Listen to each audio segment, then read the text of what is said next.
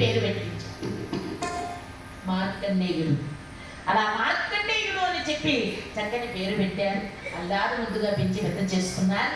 పిల్లవాడిని చక్కగా పెంచి పెద్ద చేస్తుంటే చక్కని సుగుణాల కాలమాలమై ప్రకాశించాడు పిల్లవాడు. అన్ని మంచి లక్షణాలు. భగవంతుని నిరంతరం కీర్తించడం, పెద్దల్ని గౌరవించడం, గురువుగారి దగ్గర వినయ విధేయతలతో ఉండడం, ఇలాంటి సలక్షణాలతో ప్రకాశిస్తున్నాడు ఆ యొక్క మార్కండేయుడు. ఇలా కాలం గడుస్తుండగా ఒకానొక రోజు సప్త ఋషులు ఆ మృగండుల వారి ఆశ్రమానికి విచ్చేశారు. అందనొకనాడతని పాలికి కృష్ణ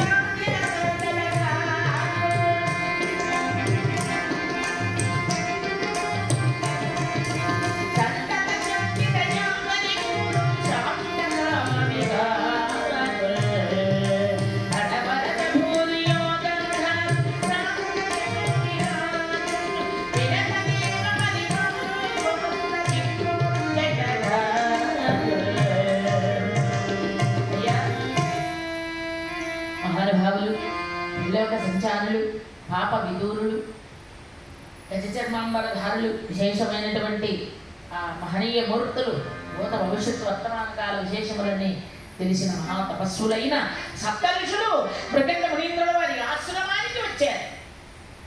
చక్కగా వచ్చినటువంటి వారిని ఆహ్వానించాడు మృగండుడు. అర్ఘ్యపాద్యాది విధులతో సత్కరించాడు. సాధూనాం దర్శనం పుణ్యము స్పర్శనం పాపనాశనం అన్నారు. ఆ విధంగా ఆ సప్తఋషులను ఆహ్వానించి వారికి పిండి వంటలతో చక్కని భోజనాలు ఏర్పాటు చేశారు.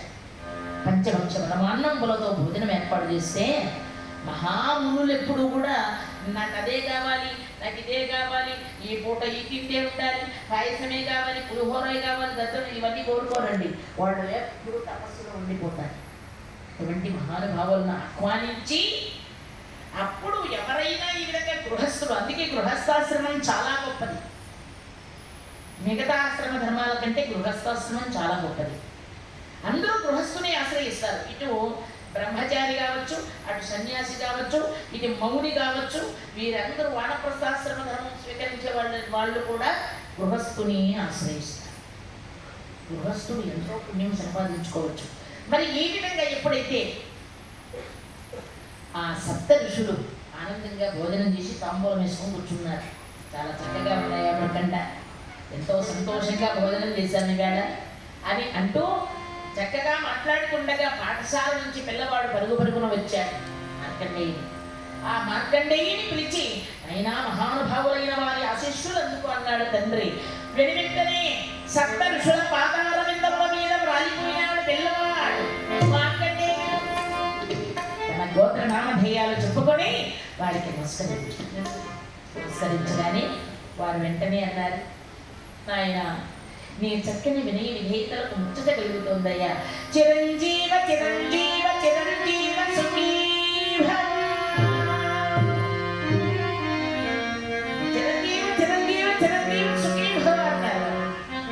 ఎప్పుడైతే ఆ విధంగా సప్త ఋషులు ఆశీర్వాదం చేశారో ఆ ఆశీర్వచన పలుకులు విన్నటువంటి మృగండు పరుగు పరుగున వచ్చాడు. స్వామి, మహానుభావులు, ప్రభావిత సంపన్నులు, చక్కనైనటువంటి తపోధనులు, భౌనులు, మహిమాన్వితులైన మీరాడిన మాట కళ్ళకుంది కదా.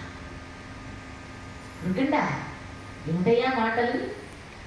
మీరు అన్నటువంటి మాటలు వచ్చినాయి కదా, నా బిడ్డ చిరంజీవి అవుతాడా? చెప్పండి స్వామి, బ్రహ్మ పలుకులు వంటి పలుకులు మీ పలుకులు నిజమవుతాయా అని అడుగుతున్నాడు మృగండు. అలా ఎప్పుడైతే మృగండు అడుగుతూ ఉన్నాడో దివ్య దృష్టి పెట్టి చూచారండి సప్త ఋషులు. ఓహో, మార్కండేయునికి పరమేశ్వరుడు 16 సంవత్సరాలే ఆయుర్దాయం ఇచ్చాడు. మనము చిరంజీవ అన్నాం. నాయనా, నీ కుమారుడికి పరమేశ్వరుడు 16 ఏళ్ళ ఆయుర్దాయం ఇచ్చాడు. మరి మేము నీ బిడ్డలో ఉన్నటువంటి అపారమైనటువంటి భక్తియుక్తులు మంచి వినయ విధేయతలకు మెచ్చుకొని ముచ్చటపడి చిరంజీవా అని అన్నాం. మా మాట నిలబెట్టుకునే ప్రయత్నం చేస్తామయ్యా. విధి రాత రాసేటటువంటి మహానుభావుడు రాత దాటే కదా. ఆయన దగ్గరికి వెళుతున్నాం, ఆ సత్యలోకానికి వెళుతున్నాం, బ్రహ్మలోకానికి వెళుతున్నాం. అక్కడికి నీ కుమారుణ్ణి పంపించు మాతో పాటు అన్నారు. మహద్భాగ్యం అంటే ఇదే కదా, మహద్భాగ్యం అంటే ఇదే కదా అని చెప్పి మార్కండేయుని పంపారు. వారు ఈ సప్త ఋషులు మార్కండేయుని వెంటనేడుకొని బ్రహ్మలోకానికి చేరుకున్నారు. బ్రహ్మదేవుల వారి సమీపానికి చేరుకోగానే అక్కడ ఇప్పుడు ఎలాగైతే అన్నమాచార్య కళా మందిరంలో హరికథాగానం జరుగుతా ఉందో, బ్రహ్మదేవుని సభలో ఈ హరికథా లోకానికి మూల పురుషుడు నారద అతి ఇది నారద, జ్ఞాన ప్రదాత, జ్ఞానాన్ని ఇచ్చేటటువంటి వాడు. అటువంటి ఆ మహనీయుడే బ్రహ్మమానస పుత్రుడు, సత్యమిత్రుడు, పరమ పవిత్రుడు, విమలగాత్రుడు, చక్కని ధర్మ ప్రచారకుడు, ధర్మ ప్రబోధకుడు, జ్ఞాన ప్రదాత అయినటువంటి నారద మునీంద్రుల వారు బ్రహ్మలోకములో కనిపించారు. అక్కడ హరికథ చేస్తున్నట్ట. నీ హరికథ సాధించోయ్, 4 మాటలు ఎక్కువ మాట్లాడితే ఇది ఒక పెద్ద ఊత పదం. నీ హరికథ అంతా బాగా చెప్పద్దు. హరికథ చెప్పడం అంటే అంత సులభమైన విషయం కాదు. ఈ మధ్యకాలంలోనే మహానుభావులు, మహాతపస్వి, వారి ముఖాల విందమే ఒక దివ్యమైన తేజవంతమైనటువంటిది. ఎందుకంటే మహాత్ముల యొక్క హృదయంలో ఒక దివ్య జ్యోతిగా ఆ ఆలోచనలు ప్రకాశిస్తుంటే వారి ముఖాల విందం కూడా దైవ అనుగ్రహంతో కూడుకుని ఉంటుంది. అటువంటి మహానుభావులు, ఆ యొక్క దైవానుగ్రహ సంపూర్ణులు, పెద్దలు, మహాకళా తపస్వి అయినటువంటి హిందూ ధర్మ ప్రచార పరిషత్తు శ్రీత కార్యదర్శి వారు ఈ హరికథ అనేది కాపాడతాంలే, అది మన వల్ల ఉంటుంది, దేవుడి వల్ల. ధర్మం మనం ఆచరించడమే ధర్మాన్ని రక్షించడం, కొనుక్కునే వస్తువు కాదు, మనం ఆచరించాల్సింది. అలాగనే ఈ హరికథ అనేది ఇప్పుడు చూడండి, చాలా మటుకు మేమంటాం.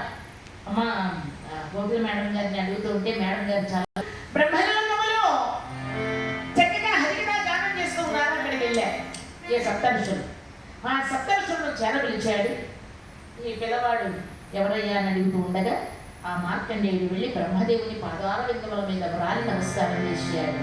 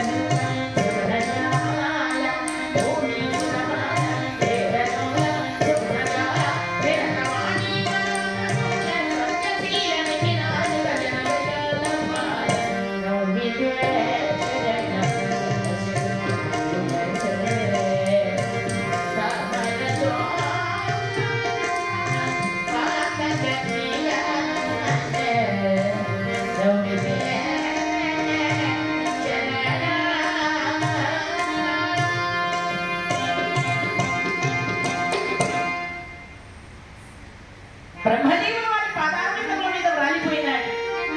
భూమి సురపాల వేదనోల నిరతమాణి మనోనుకూల సత్యశీల నిఖిలాత్మక జన దయాలవాల ధాతా విధాత నమో నమః అని ఎప్పుడైతే ప్రార్థించాడో బ్రహ్మదేవుడు పరవశించిపోయాడు. పిల్లవాడు ఇంత రూపవంతుడుగా ఉన్నాడంటే అతని నోటి వెంట వస్తున్నటువంటి ఆ మాట ఆయన గుణాన్ని తెలియజేస్తా ఉంది. ఎంత ముచ్చట కలిగిస్తుంది ఇతని భక్తిని. చిరంజీవ చిరంజీవ చిరంజీవ అన్నాడు బ్రహ్మదేవుడు. ఆ మాట వినగానే సప్తఋషులు పక్కున నవ్వారు. బ్రహ్మదేవుల వారికి ఒళ్ళు మండి కండెర్ర చేశారు. సప్తఋషుల ఎందుకు ఈ విధంగా నవ్వుతున్నారు? పిల్లవాడిని చూసి ముచ్చటపడి నేనేదో చిరంజీవి అన్నాను అనుకో, ఇందులో తప్పేముంది? మీరు నమ్మడానికి కారణం ఏమిటి? అప్పుడు బ్రహ్మకన్యుగనలో దయమోచున చెప్పుతాందా